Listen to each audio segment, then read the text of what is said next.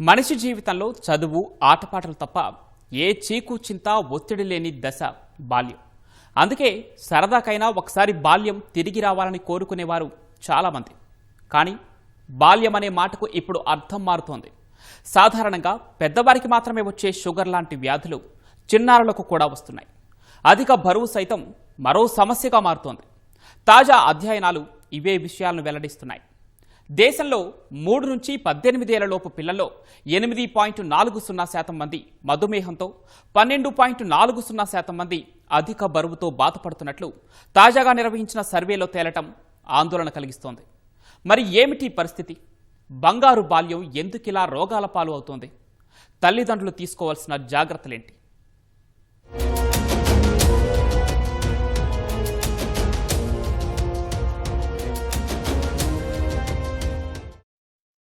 పునాదులు సరిగా నిర్మిస్తేనే ఏ నిర్మాణమైనా దీర్ఘకాలం పాటు మన్నికగా ఉంటుంది. లేకుంటే దాని భవిష్యత్తే ప్రశ్నార్థకమవుతుంది. మనిషి జీవితానికి పునాది లాంటి బాల్యం ఇప్పుడు అదే ప్రమాదంలో ఉన్నట్లు కనిపిస్తోంది. చెన్నైలోని India diabetes research foundation IDRF నిర్వహించిన సర్వేలో వెల్లడైన వాస్తవాలే ఈ ఆందోళనకు కారణం. దీని ప్రకారం దేశంలో 3 నుంచి 18 ఏళ్లలోపు పిల్లల్లో 8.40% మంది మధుమేహంతో, 12.40% మంది అధిక బరువుతో బాధపడుతున్నట్లు తేలింది. ఊబకాయం కలిగిన తల్లిదండ్రులకు ఈ ప్రమాదం 8% ఎక్కువే అని సర్వే నివేదిక తెలిపింది. దక్షిణ భారతంలో ప్రమాద ఘంటికలను అంచనా వేసేందుకు చెన్నైలోని విద్యార్థులపై సర్వే నిర్వహించిన IDRF ఈ విషయాలను వెల్లడించింది. మారుతున్న జీవన శైలితో పిల్లల్లో గణనీయమైన మార్పులొస్తున్నాయని, భవిష్యత్తులో మధుమేహం, గుండె జబ్బుల బారిన పడవచ్చని ఈ సంస్థ హెచ్చరించింది. భావి పౌరులుగా దేశ ప్రగతికి వెన్నెముకగా నిలవాల్సిన పిల్లలకు సంబంధించి IDRF వెల్లడించిన తాజా విషయాలు సర్వత్రా ఆందోళన కలిగిస్తున్నాయి.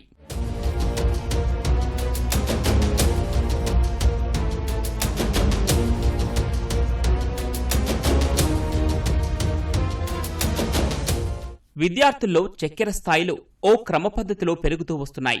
గత 17 ఏళ్లలో ఇవి 8 నుంచి 9 రెట్లు పెరిగినట్లు వెల్లడైంది. ప్రతి 4 విద్యార్థుల్లో ఒకరికి గ్లూకోజ్ స్థాయిలు అసాధారణ స్థాయిలో ఉన్నట్లు గుర్తించారు. బాలురతో పోల్చితే బాలికల్లో ఈ ముప్పు ఎక్కువగా ఉందని తేలింది. ఇండియా డయాబెటిస్ రీసెర్చ్ ఫౌండేషన్ 2006లో 12 నుంచి 19 ఏళ్ల వయసు కలిగిన 1080 మంది విద్యార్థులపై సర్వే నిర్వహించింది. ఇంపైర్డ్ ఫాస్టింగ్ గ్లూకోజ్ విలువతో పాటు BMI, శరీర కొలతలు, లిపిడ్ ప్రొఫైల్ను పరీక్షించింది.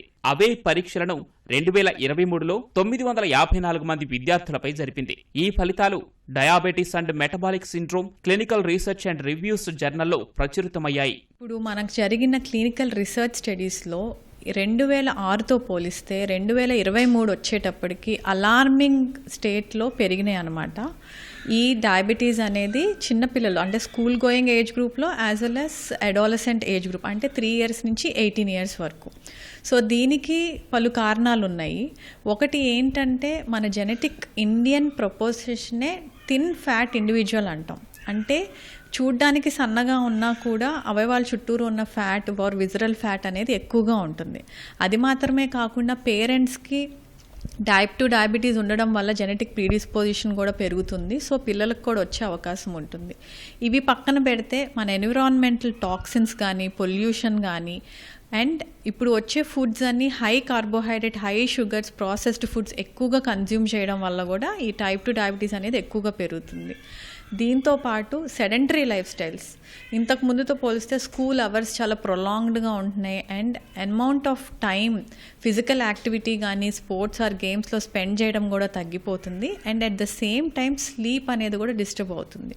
సో దీనివల్ల ఈ మెటబాలిక్ డిస్రెగ్యులేషన్ అనేది జరిగి డయాబెటీస్ అనేది పెరుగుతుంది. సాధారణంగా షుగర్ వ్యాధి గతంలో పెద్ద వయసు వారికి మాత్రమే వచ్చేది. అయితే పిల్లల్లోనూ ఇది బయటపడటం ఆందోళన కలిగించే అంశం. దీనికి ఇండియా డయాబెటిస్ రీసెర్చ్ ఫౌండేషన్ చెప్పిన ముఖ్యమైన కారణాల్లో ఒకటి మారుతున్న జీవన శైలి. ఇది అక్షరాలా నిజం కూడా. ఒకప్పుడు పిల్లలపై ఒత్తిడి అంతగా ఉండేది కాదు. చక్కగా బడికి వెళ్లి రావటం, ఆ తర్వాత ఆటపాటలతో గడిపి భోజనం చేసి నిద్రపోయేవారు. భోజనం కూడా ఎలాంటి కల్తీ లేకుండా స్వచ్ఛమైన పోషకాలతో కూడినదిగా ఉండేది. కానీ ఈ జీవన శైలి ఇప్పుడు పూర్తిగా మారిపోయింది. ఉదయం లేచింది మొదలు రాత్రి వరకు పెద్దలతో సమానంగా పిల్లల జీవితం కూడా ఉరుకులు పరుగులన్నట్లు మారిపోయింది. బడి చదువులు, హోంవర్కులతో పిల్లలు తీరిక లేకుండా గడుపుతున్నారు. చదువు ఒత్తిడి పిల్లలపై విపరీతంగా ఉంటోంది. అదే సమయంలో ఏమాత్రం సమయం దొరికినా మొబైల్ ఫోన్లకు అతుక్కుపోతున్నారు. ఆటపాటలన్నవే ఉండటం లేదు. ఫలితంగా వారికి శారీరక శ్రమ లేకుండా పోతోంది. పిల్లలు షుగర్ లాంటి వ్యాధుల బారిన పడడానికి ఇవన్నీ కారణాలు.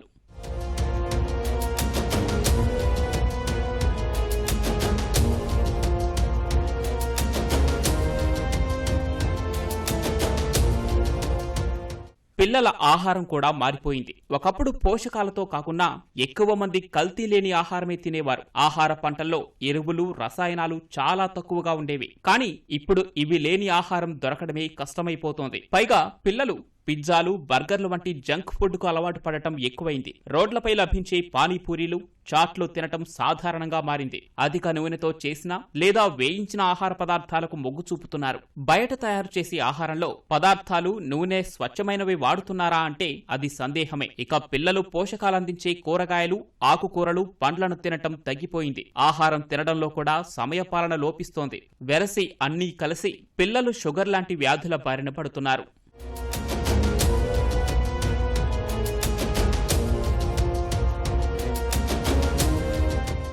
పిల్లలు షుగర్ బారిన పడితే గుర్తించి తగిన చికిత్స తీసుకుంటే దీని నుంచి బయటపడటం సులభమే. ముందుగా వ్యాధి లక్షణాలను గుర్తించాలి. ముఖ్యంగా టైప్ 1 మధుమేహం పట్ల చాలా అప్రమత్తంగా ఉండాలి. టైప్ 1 షుగర్ ఉంటే పిల్లల్లో అధిక దాహం, తరచూ మూత్ర విసర్జన ఉంటుంది. భోజనం చేస్తున్నా సరే బరువు తగ్గి అలసటగా ఉంటారు. దృష్టి అస్పష్టంగా ఉండటం, విపరీతమైన ఆకలి, గాయాలు నయం కాకపోవడం వంటి లక్షణాలు ఉంటాయి. కొన్నిసార్లు వాంతులు, కడుపు నొప్పి, వాసనతో కూడిన శ్వాస ఉంటుంది. వణుకు లేదా గందరగోళ పరిస్థితికి లోనవుతారు. Type 1 diabetic autoimmune disorder. ఇది ఎక్కువ శాతం పిల్లల్లోనే కనిపిస్తుంది. పుట్టుకతోనే ఇన్సులిన్ ఉత్పత్తి కాకపోవటం, చాలా తక్కువ ఉండటం కారణం. పైన చెప్పిన లక్షణాలు కనిపిస్తే తల్లిదండ్రులు వైద్యులను సంప్రదించి పిల్లలకు రక్త పరీక్షలు చేయించాలి. వ్యాధి లక్షణాలను ఎప్పటికప్పుడు గుర్తిస్తూ అప్రమత్తం కావాలి. వైద్యుల సూచన మేరకు ఇన్సులిన్ తీసుకోవటం, ఆహార అలవాట్లలో స్వల్ప మార్పులతో సాధారణ జీవితం గడపవచ్చు. ఆరోగ్యకర ఆహారం, తరచూ వ్యాయామాలు, క్రమబద్ధమైన దినచర్యతో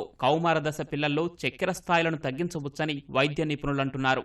డయాబెటీస్ అనేది కూడా ఇంతకు ముందులాగా చిన్నపిల్లలకి టైప్ 1 డయాబెటీస్, పెద్దవాళ్ళకి 30 ఏళ్ల తర్వాతనే టైప్ 2 డయాబెటీస్ అనేది చూసేవాళ్ళం మేము చదువుకున్నప్పుడు. ఇప్పుడు అట్లా ఏం లేదు. 4 ఏళ్ళకి 6 ఏళ్ల పిల్లలకు కూడా టైప్ 2 డయాబెటీస్ అంటే ఊబకాయం వల్ల వచ్చే డయాబెటీస్ అప్పుడే స్టార్ట్ అవుతుంది. ఇదంతా ఏంటంటే చిన్నప్పటి నుంచి ఫస్ట్ 1000 days ఆఫ్ లైఫ్ అంటే ఫస్ట్ 5 ఏళ్లలోపు పిల్లలకి షుగర్ అనేది అలవాటు చేయకూడదు. సో పుట్టిన దగ్గర నుంచి వాళ్ళకి షుగర్ ఇవ్వడం, 6 నెలల తర్వాత నుంచి వాళ్ళకి షుగర్స్ ఇవ్వడం, ఎక్కువ ఫుడ్, అవసరమైన దానికంటే ఎక్కువ ఫుడ్ ఇవ్వడం, ఫుడ్లో కూడా ఎక్కువ కార్బోహైడ్రేట్, ఓన్లీ రైస్ పెట్టడం, వాళ్ళ కూరగాయలు, ప్రోటీన్ కానీ వేరే ఏమీ పెట్టకుండా ఓన్లీ రైస్ పెట్టడం, వాళ్ళు బొద్దుగా ఉంటే ముద్దుగా ఉంటారని చెప్పి వాళ్ళని ఎక్కువ ఫీడ్ చేయడం.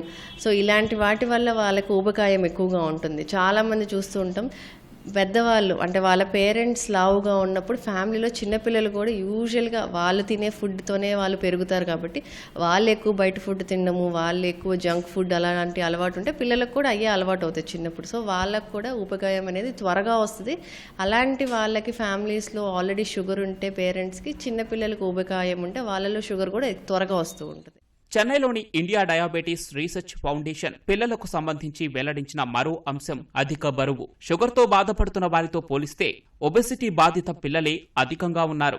దీనికి కూడా షుగర్కు దారితీసే కారణాలే అధికం. దేశవ్యాప్తంగా 1.25 కోట్ల మంది చిన్నారులు ఊబకాయంతో అవస్థలు పడుతున్నారని లాన్సెట్ అధ్యయనం గతంలోనే పేర్కొంది. పిల్లల్లో ఈ సమస్యకు ఆహారంపై నియంత్రణ లేకపోవడమే ప్రధాన కారణమని నిపుణులు చెబుతున్నారు. ఒబెసిటీ వల్ల మధుమేహం, గుండె, కిడ్నీ వ్యాధులు, BP, brain stroke, fatty liver, క్యాన్సర్ల దాడి తీవ్రత పెరుగుతున్నాయి. కాలు కదపకుండా గంటల కొద్దీ కంప్యూటర్లతో కుస్తీ పడుతున్న ఐటీ ఉద్యోగులను స్థూలకాయం, కాలేయ జబ్బులు ఎక్కువగా చుట్టుముడుతున్నాయని హైదరాబాద్ వర్సిటీ పరిశోధనలో తేలింది. ఇప్పటికే ప్రపంచ డయాబెటీస్ రాజధానిగా తయారైన భారత్లో 63% అర్ధాంతర మరణాలకు జీవనశైలి వ్యాధులే కారణమవుతున్నాయి. ఊబకాయాన్ని అలక్ష్యం చేస్తే 2030 నాటికి భారత్ 6.7 లక్షల కోట్ల ఆర్థిక నష్టం చవిచూడాల్సి వస్తుందని, మరో 30 ఏళ్లలో 10 రెట్లకు మించిపోతోందని నిపుణులు చెబుతున్నారు. అందువల్ల లెక్కకు మిక్కిలి వ్యాధులకు కారణమవుతున్న ఒబెసిటీని చిన్న వయస్సులోనే కట్టడి చేయాల్సిన తక్షణ అవసరం ఏర్పడింది. వాస్తవానికి ఊబకాయానికి సంబంధించిన పరిస్థితుల్లో అబ్స్ట్రక్టివ్ స్లీప్ యాప్నియా అనే కండిషను బాగా మేము పరిగణలోకి తీసుకొస్తున్నాం. అలాగే ఊబకాయానికి సంబంధించింది ఫ్యాటీ లివర్ డిజీజ్. పెద్దవాళ్ళలో ఫ్యాటీ లివర్ డిసీజ్ కనబడుతుంది, కానీ ఇప్పుడు చిన్నపిల్లల్లో కూడా ఎక్కువగా ఫ్యాటీ లివర్ డిసీజ్ అనేది కనబడుతుంది. దీనికి మూల కారణం ఊబకాయం again and consumption of processed foods. ఇవి రెండు కారణంగా తీవ్రమైన ఒత్తిడికి లివర్ గుర్తయ్యి లివర్ ఫెయిల్యూరే కాకుండా లివర్ ట్రాన్స్ప్లాంట్స్ కూడా అధికంగా జరుగుతున్నట్టు కూడా గ్రహించారు.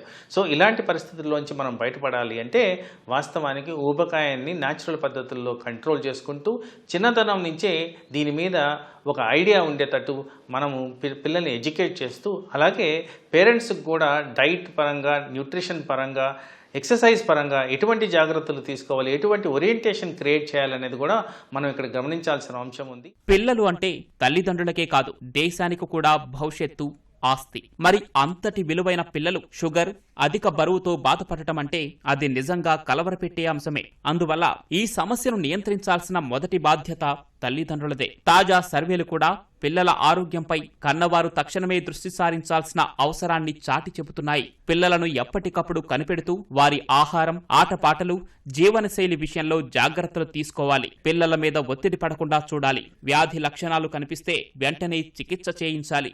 వీటిని పాటిస్తేనే పిల్లలు షుగర్, ఒబెసిటీ బారిన పడకుండా కాపాడగలం.